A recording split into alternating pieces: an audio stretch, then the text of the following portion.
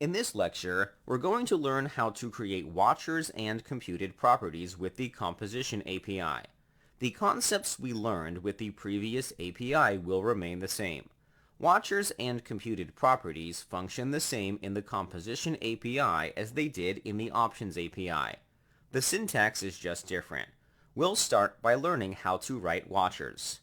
Watchers are a way to watch properties on components. If a property changes, we can run a function to execute further logic. The watcher will reverse a string if an input field is changed. Vue has two functions for creating watchers. Let's explore them both. We'll continue working in the app component file. In the setup function, we'll create two variables called phrase and reversed phrase. Both will be set to the ref function with an empty string.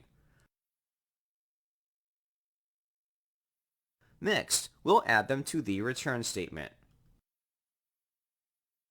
We'll be able to use them in the template. Below the other paragraph tags, we'll add another one with an input.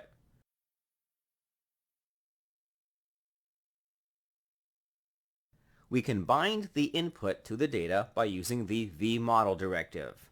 Its expression will be the phrase reference we created. Below this, we'll want to output the reversed phrase as well. We'll create a pair of paragraph tags with the expression. This won't work yet because the reversed phrase variable will never be updated.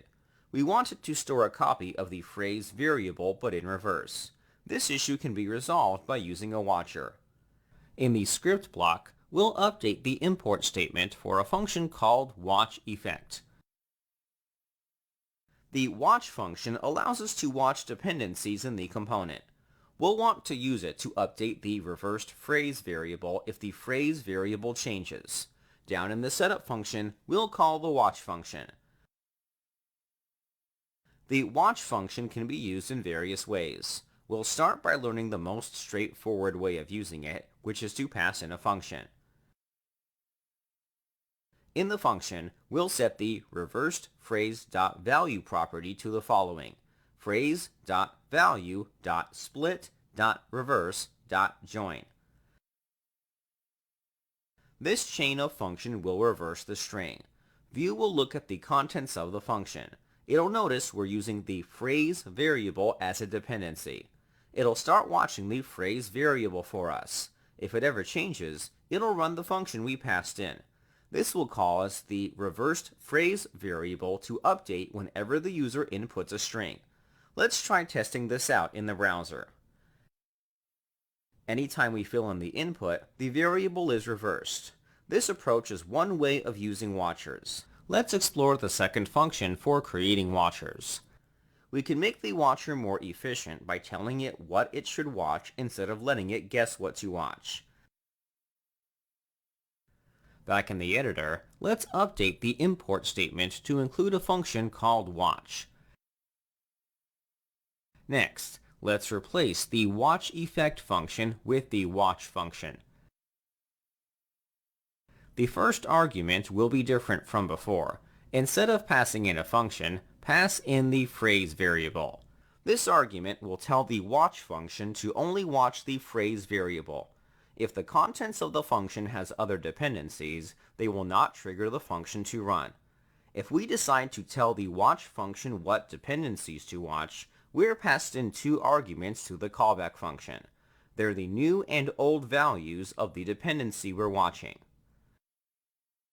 In some scenarios, we'll want to watch multiple dependencies. We can watch for multiple dependencies by changing the first argument of the watch function to an array. The array will contain a list of dependencies to watch. We'll wrap the phrase variable with square brackets. If we decide to watch multiple dependencies, the parameters for the callback function will be arrays as well. We'll wrap the parameters with square brackets like so. This form is probably the best way to use the watch function if you want to be specific on what you want to watch. The watcher we created is very simple.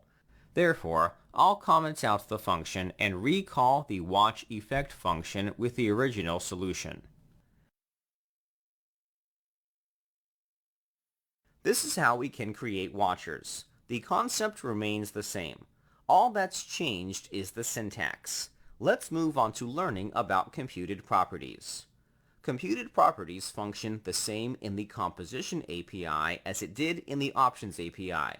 They are properties that'll store a cached value. If the dependencies inside the function get updated, the function will be called again. The property will be updated with the value returned by the function. They're similar to watchers, but the function for computed properties must return a value. Let's start writing a computed property. The computed property will double the number in the component. Computed properties can be created by using the computed function. We'll need to import it if we want to use it. At the top of the script block, we'll update the import statement for the view package to include the computed function. Then, below the increment function, we'll create a variable called double. It'll be set to the computed function. The computed function expects a function to be passed in. We'll pass in an arrow function. The function must return a value. We'll return the num.value property multiplied by 2. The computed and watch functions are similar to one another. They'll watch the dependencies in the function you passed in. One big difference between the two is the computed function will return a reactive reference. We'll be able to use the reference in the template if we decide to add it to the return statement. In fact, let's do that.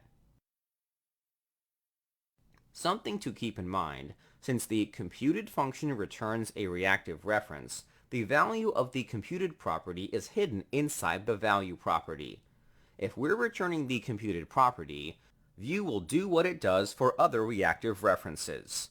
It'll unwrap the reference to allow you to access the value directly through the name. Inside the template, we'll add a paragraph tag below the num expression. Inside it, we'll have an expression that outputs the double computed property. Let's switch to the browser to view the result. Every time we press the increment function, the double computed property will be double the number. The computed function will notice we're using the num variable. It'll keep track of it to know when to run the function we passed in the computed function. We're finished with learning about watchers and computed properties. They allow us to watch the dependencies and variables in a component. The main difference between the two is the computed function will return a reactive reference, whereas the watch function will not.